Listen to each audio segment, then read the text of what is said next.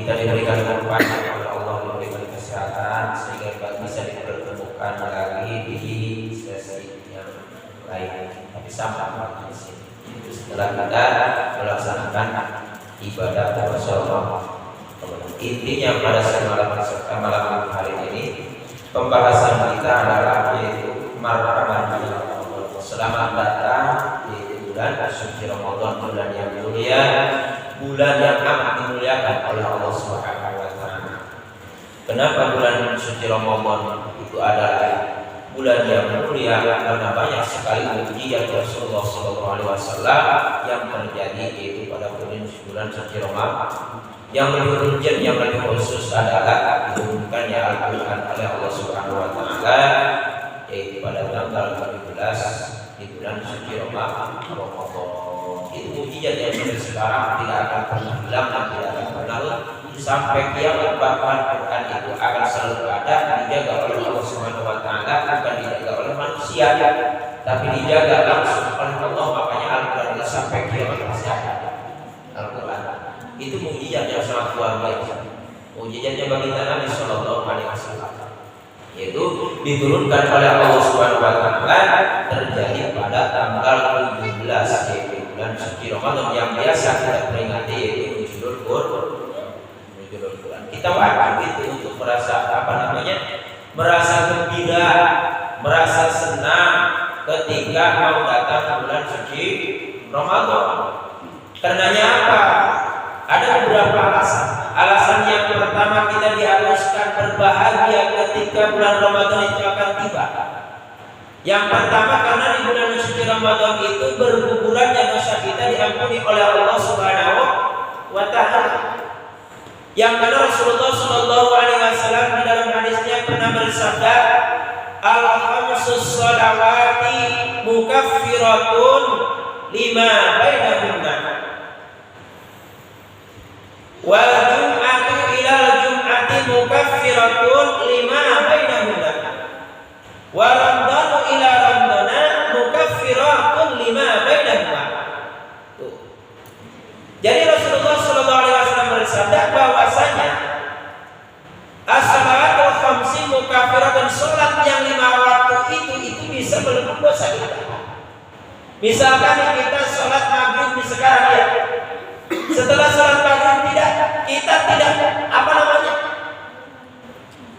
setelah kita melaksanakan salat maghrib kita berbuat dosa, maka setelah datang waktu isya kita melaksanakan salat berjamaah isya, maka dosa-dosa kita dari waktu maghrib sampai waktu isya itu diampuni oleh Allah Subhanahu wa taala, karena kita manusia tidak pernah terlepas daripada berbuat dosa. Baik pandangan kita, hati kita, telinga kita, bahkan mulut kita tidak pernah terlepas daripada berbuat dosa. Itulah yang bisa menentukan baik kita harus berjamaah sholat. Kenapa? Kalau alasannya tutup lubang lagi, tapi jangan gitu. Si pandangan kita tutup. Jadi dari sholat maghrib ke sholat isya, antara sholat maghrib sholat isya mungkin kita berbuat dosa itu waktu isya. Setelah sholat isya mungkin lagi kita berbuat dosa karena manusia makhluk wanisnya sampai sholat subuh berjamaah dihapus lagi dosa kita, maksudnya dosa kecil. Setelah subuh kita bekerja pergi lagi mau untuk mencari nafkah anak istri, di jalan kita berbuat dosa, mata pandangan melihat sesuatu yang dilarang oleh Allah Subhanahu wa taala, datang waktu zuhur maka dosa-dosa kecil kita akan. Maka itulah karenanya kita tidak boleh meninggalkan sholat. Jadi bisa menutup dosa-dosa kecil kita. Lumayan. Kecil-kecil yang kalau banyak, kalau sedikit ini apa jadi numpuk banyak. Ibarat pasir, walaupun pasir itu sudah kalau banyak numpuk lama-lama jadi ibarat tadi. Ya, sedikit demi sedikit lama-lama jadi itu. Jangan ada penumpukan. Langsung kita hapus ya dengan kita berbuat melaksanakan ibadah sholat. Dari sholat ke sholat itu dah bisa berdoa. Wal jum'atu ila jum'ati mukaffiratun, dan juga dari Jumat sekarang kita kabar melaksanakan Jumat berbuat dosa kecil sampai Jumat itulah itu bisa menebus dosa kita dalam satu pekan. Bila menebus dosa kita satu pekan, hilang. Makanya sebagai umat Islam itu tidak boleh meninggalkan Jumat.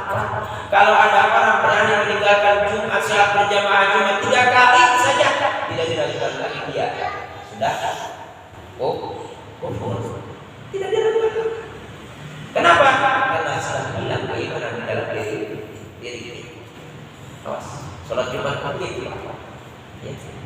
Salat Jumat. Jadi dari salat Jumat ke Jumat yang mulai ke Jumat, dari Jumat sekarang sampai Jumat yang akan datang, maka dari situ kalau kita berbuat dosa di antaranya, maka di situ ketika kita melaksanakan salat Jumat, maka dosa kecil satu pekan itu akan dihapuskan ketika kita berjamaah salat Jumat.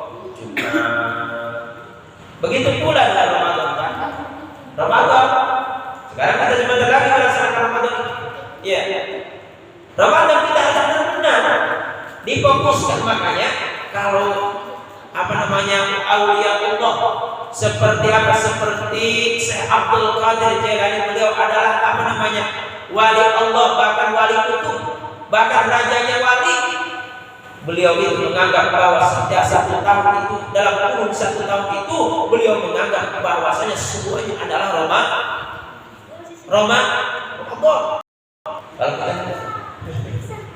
Beliau itu mengapa? Kenapa? Karena beliau berpandangan untuk bersiap-siap melaksanakan menyambut bulan suci Ramadan itu bukan 1 bulan, 2 bulan, bahkan beliau 5 bulan sebelum datangnya Ramadan beliau sudah bersiap-siap untuk menyambut Ramadan. Dengan cara apa siap-siapnya beliau? Dengan memperbanyak ibadah sunnah. Kalau yang wajibnya jangan diomongin,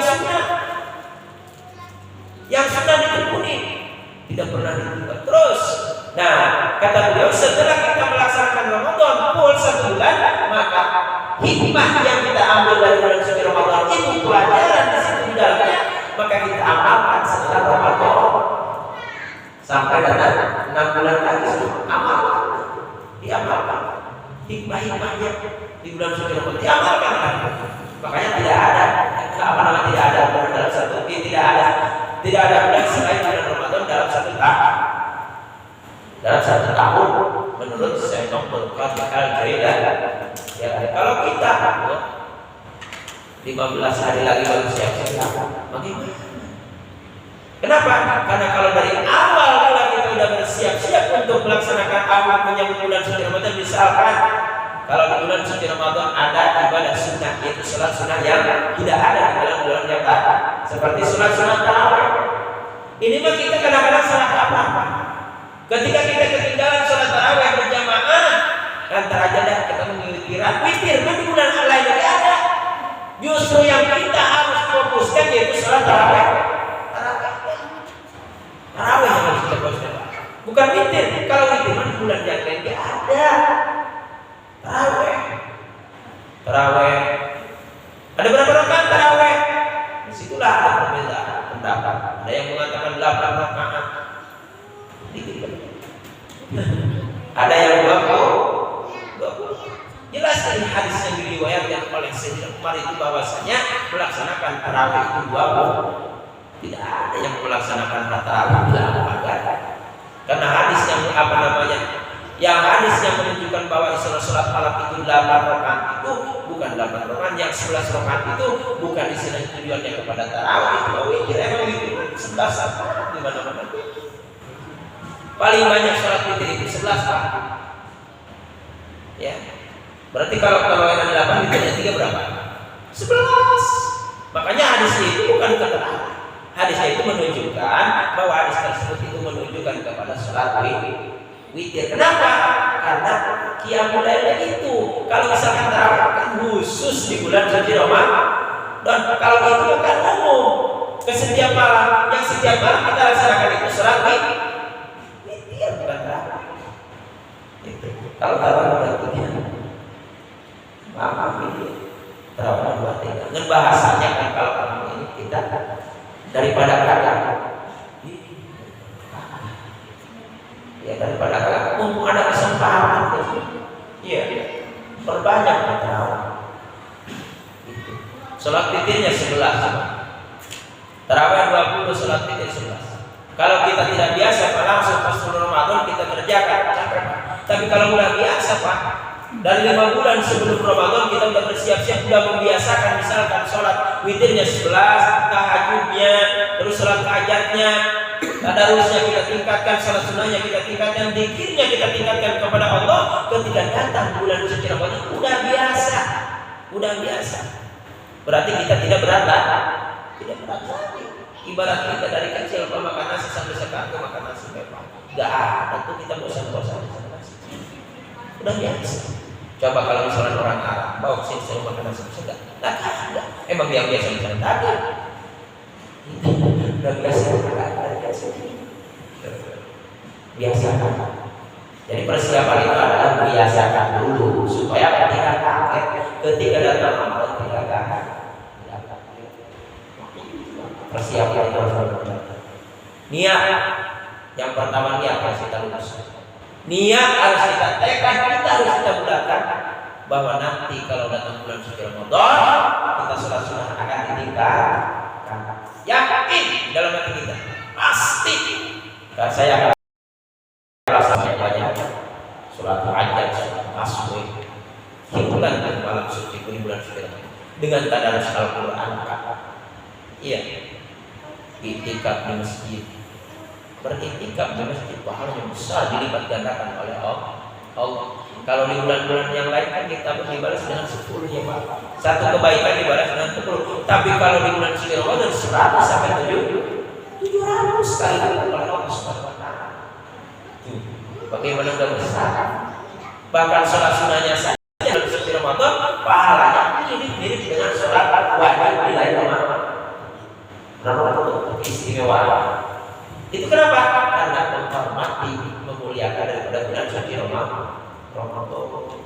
Ajang buat kita. Untuk apa? Untuk mencari, mengumpulkan pahala banyaknya bulan suci Ramadan. Karena kalau misalkan ketika masukkan bahwasanya keharusan kita untuk bergembira karena kedatangan Ramadan itu, karena di bulan suci Ramadan itu adalah bergugurannya dosa kecil. Maksudnya dosa kecil ya. Kalau dosa besar mah itu butuh benar-benar taubatan nasuha, tobat yang sangat benar-benar ya. Ini dosa kecil. Kadang-kadang dosa nggak terasa Pak. Dianggap kadang-kadang kita tidak mengaku dosa. Coba mata kita kan kadang-kadang di jalan Pak, yang masuk bahaya dosa.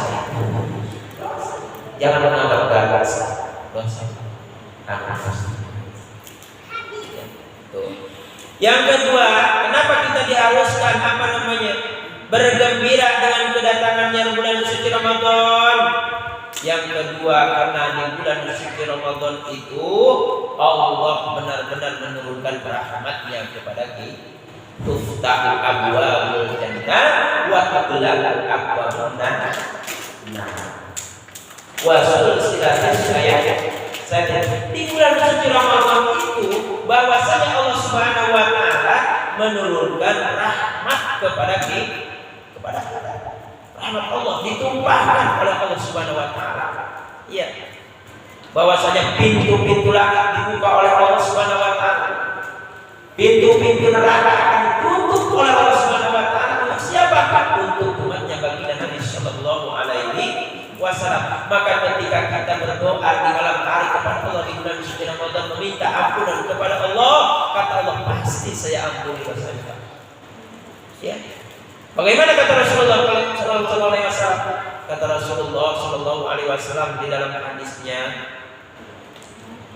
beliau bersabda bahwasanya lau ta'lamu ummati ma fi Ramadan la tamannau an takuna sanatu kulluha Ramadan li'anna al-hasanata mujtami'atun wa ta'atu maqbulatun wa da'awatu mustajabatun wa dzunubu maghfuratun lah.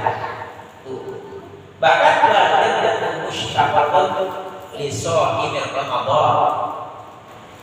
Jadi kata Rasulullah sallallahu alaihi wasallam, seandainya umat saya tahu apa sih yang ada di dalam bulan suci, apa sih yang suci Ramadan isinya itu apa? La tamannau an takuna sanatul ula, pasti. Bukan tidak bilang, pasti. La tamannau pakai apa? La tamannau, pasti umat saya itu pengen sebelumnya diganti dengan bulan suci Ramadan. Kalau diperlihatkan pada Allah Subhanahu wa taala kebaikan-kebaikan yang ada di bulan suci Ramadan. Apa namanya ada di bulan suci Ramadan? Li'annal hasanah. Karena seluruh kebaikan-kebaikan di bulan suci Ramadan akan dikumpulkan oleh Allah Subhanahu wa taala. Keberkahan-keberkahan yang ada di bulan suci Ramadan akan dikumpulkan oleh Allah Subhanahu wa taala. Bukan sekedar rahmat Allah, maghfirah Allah dikumpulkan di bulan suci Ramadan. Bulan suci Ramadan. Li'annal hasanata mujtami'ah. Bahwasanya di bulan suci Ramadan adalah dikumpulkannya segala kebaikan-kebaikan oleh Allah Subhanahu wa taala. Dalam artian nilai pahalanya akan dilipat gandakan oleh Allah Subhanahu wa taala. Yang kedua, taat bulan ketaatan kita kepada Allah. Ketaatan kita kepada Allah, ibadah kita kepada Allah, maka itu semuanya akan diterima di sisi Allah Subhanahu wa taala. Diterima di sisi Allah. Subhanallah. Diterima di sisi Allah Subhanahu wa taala. Dan yang selanjutnya kata Rasulullah sallallahu alaihi wasallam, wa da'awatu mustajabatun, dan doa-doa. Siapa yang berdoa di bulan suci Ramadan, maka doanya akan dijawab oleh Allah Subhanahu wa taala. Makanya kita sering berbicara tentang masalah qiyamul Ramadan. Man qama Ramadana wa ihtisaban ghufira ma taqaddama min dzambi. Barang siapa qama, berdiri di malam hari, menghidupkan bulan suci Ramadan di malam hari dengan kegiatan-kegiatan ibadah kepada Allah, baik ibadah sunnah maupun yang wajib, ghufira ma taqaddama min dzambi, maka dia akan diampuni dosanya, bahkan dosa yang sudah lalu, dosa yang akan datang akan diampuni oleh Allah Subhanahu. Tapi dengan catatan mampu, dan kita harus mampu. Sebulan, cuma sebulan ini mampu pasti, harus pasti. Minta kepada Allah, ya Allah, bulan Ramadan ini saya benar-benar ingin menghidupkan malam bulan suci Ramadan dengan mengerjakan sebanyak-banyak sholat sunnah. Ya, selain daripada sholat wajib. Kalau wajib banyak ngomongin, ya. Sholat sunnahnya ditambah, tadarusnya ditambah, zikirnya ditambah, baca tasbihnya ditambah, dan baca sholawat harus kita tambah di bulan suci Ramadan. Wa dzunubu maghfuratun. Bahkan dosa-dosanya akan berguguran di bulan suci Ramadan. Diampuni, kita meminta ampun, ya Allah. Saya dulu punya dosa, ya Allah. Pada malam hari ini dengan keberkahan Ramadan, dengan kemuliaan Ramadan, dengan kebesaran Ramadan, mudah-mudahan dosa saya diampuni Allah. Istighfar kita perbanyak di situ, insyaallah Allah akan mengampuni dosa-dosa kita. Karena siapa tahu kan namanya manusia. Ya, kadang-kadang manusia itu beda-beda kan. Ada yang istilahnya senangnya ibadah itu. Ada yang masih kecil, dari kecil udah ibadah. Bagus. Yang kadang-kadang kan udah tua bagus. Iya, itu manusia, manusia karakter manusia. Makanya kita itu harus benar-benar bulan suci Ramadan itu harus dijadikan ajang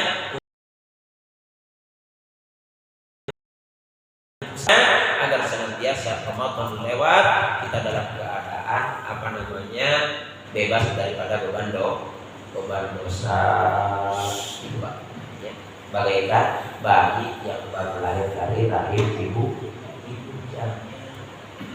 pengen kita merayakan Idul Fitri itu kembali kepada kesuci. Kalau puasanya kita awasi puasa. Yang ketiga, kenapa kita diharuskan bergembira bulan suci Ramadan? Karena di bulan suci Ramadan itu ajang silaturahim ukhuwah Islam yang kita bangun. Coba setelah taraweh kita salaman berkumpul, bahkan buka bersama kita berkumpul. Ukhuwah Islam yang kita akan meningkat di bulan suci Ramadan.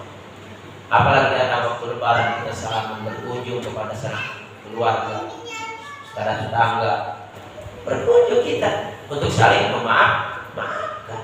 Jadi ukhuwah Islamiyah di bulan suci Ramadan itu hikmahnya akan bertambah. Coba di bulan-bulan yang lalu juga bulan suci Ramadan, makanya awas puasa ini Ramadan itu harus benar-benar diniatkan dari sekarang Pak, bahwa mau meningkatkan apapun yang terjadi, bahwasanya ketika datang bulan suci Ramadan saya mau meningkatkan ibadah sholat sunat saya, ibadah tadarus saya, niatkan. Nah hasilnya kalau kita niat sudah bulat, tekad kita sudah kuat, insya Allah hasilnya beda. Hasil beda. Kenapa? Karena sudah diniatkan terlebih dahulu. Beda dengan istilahnya ujuk-ujuk kita niat Pak, beda. Hasilnya akan beda. Hanya dari jauh-jauh hari kita harus diniatkan di dalam hati kita, niat yang soleh, niat yang baik, dan dikukuhkan di dalam hati kita bahwa kita benar-benar ingin meningkatkan kualitas ibadah di bulan suci Ramadan. Apa di dalam puasa Ramadan itu Pak? Ya. Kadang-kadang kita di dalam menyikapi puasa itu kita benar-benar harus puasa benar Pak. Bukan sekedar istilahnya puasa meninggalkan lapar dan haus. Ya. Jadi seluruh anggota badan kita itu harus benar-benar puasa. Kalau misalkan hanya sekedar kita meninggalkan haus dan lapar saja Pak, anak-anak juga bisa. Iya. Coba kita tingkatkan, kalau dulu istilahnya kita puasa cuma bisa meninggalkan haus dan lapar, sekarang coba anggota tubuh kita berpuasa juga dalam artian apa? Mulut harus kita jaga ketika berpuasa. Ya. Jangan sampai istilahnya kita ngerumpi, ngomongin orang, terus nyaci maki orang, harus kita tahan. Kita kan dalam berpuasa itu harus bisa mengendalikan hawa nafsu, kendalikan nafsu kita. Ya, latihan untuk bisa mengendalikan hawa nafsu. Makanya ketika datang ketika tiba Ramadan, setan pada nangis Pak. Kenapa? Aduh, nangis setan. Menjerit-jeritan. Kenapa? Karena dia akan melangsang. Kenapa? Karena banyak umat kaki Nabi yang melaksanakan puasa. Kalau kita puasa Pak, maka setan akan mengecil. Kenapa? Karena hawa nafsu kita tekan, setan akan mengecil. Kalau kita tidak bisa menekan hawa nafsu kita, maka setan akan senang, akan tumbuh dia. Makanya ketika datang hari Lebaran, setan ketawa. Kenapa? Wah, berpesta. Makanya Mas, ajang Lebaran itu yang dijadikan ajang pesta. Kan? Ya maksudnya jangan berkelewatan. Kita mau kelewatan Lebaran. Bukannya dijadikan ajang silaturahmi, malah jadikan ajang pesta. Ajang-ajang seperti itulah yang pernah dilakukan oleh zaman jahiliyah. Ya. Ketika Lebaran itu pesta-pesta, joget-joget, di rumah. Itu apa artinya puasa gitu? Hikmahnya. Kalau misalnya setelah puasa kita begitu, harus ambil hikmahnya dari puasa itu. Tangan, kaki, mata harus terjaga. Ya. Makanya puasa itu kata para ulama terbagi tiga. Ada puasa awal, puasa khawas, puasa khawasul khawas. Puasa awal maka kita sekedar menahan lapar dan haus dan syahwat. Tapi kalau puasa khawas, itu harus bisa menahan daripada anggota badan. Ya. Kalau mulutnya berucap ucapan-ucapan yang kotor, menurut puasa khawas, maka batal puasa itu. Kalau kita mau puasa yang pertama, kalau minum, kalau makan, batal. Bersetubuh dengan istri di siang hari, batal puasa. Atau mengeluarkan air mani, ya, oleh sendiri atau oleh istri kita keluar air mani, itu juga batal puasa. Tapi kalau misalkan kita istilah lagi haus, katanya bosan, tenggorokan kering, kalau misalkan ada udah di dalam mulut kita ditelan, itu tidak apa. Kalau udahnya murni, tapi kalau ada sisa-sisa makanan atau ada istilahnya darah yang bercampur dengan lidah, tidak boleh ditelan. Kenapa? Karena itu dapat membatalkan puasa. Harus dijaga. Jadi ada yang batal puasanya, ada yang batal pahala puasanya. Kewajibannya gugur, tapi pahalanya tidak dapat. Kenapa? Karena puasanya dia suka memaki-maki orang, ngomongin orang, ngerubin orang. Hilang pahala puasa. Tapi keguguran kewajibannya terhadap Allah melaksanakan puasa itu gugur. Nah, itulah ya. Ada beberapa hikmah kenapa kita diharuskan bergembira datangnya bulan suci Ramadan. Karena kata Rasulullah SAW, man fariha bidukhulil Ramadana harramallahu jasadahu ala niran. Barang siapa yang bergembira karena akan datangnya bulan suci Ramadan, harramallahu jasadahu ala niran, maka dia tubuhnya diharapkan untuk masuk neraka. Kenapa begitu demikian? Karenanya ketika orang bergembira untuk menyambut Ramadan, berarti yakin orang tersebut di dalam dadanya masih tertumbuh keimanan kepada Allah. Pasti yakin, karena dia merasa gembira. Tapi kalau misalkan orang datangnya Ramadan tidak gembira, bahkan dia benci, maka berarti perkeimanan di dalam dadanya itu patut dipertanyakan. Makanya jadi balik istilahnya daripada haram Allah jasadahu. Kalau misalkan ada orang yang tidak bergembira bahkan benci kedatangan Ramadan, berarti dia diharapkan untuk masuk surga. Kebalikannya jadi subhanallah ya.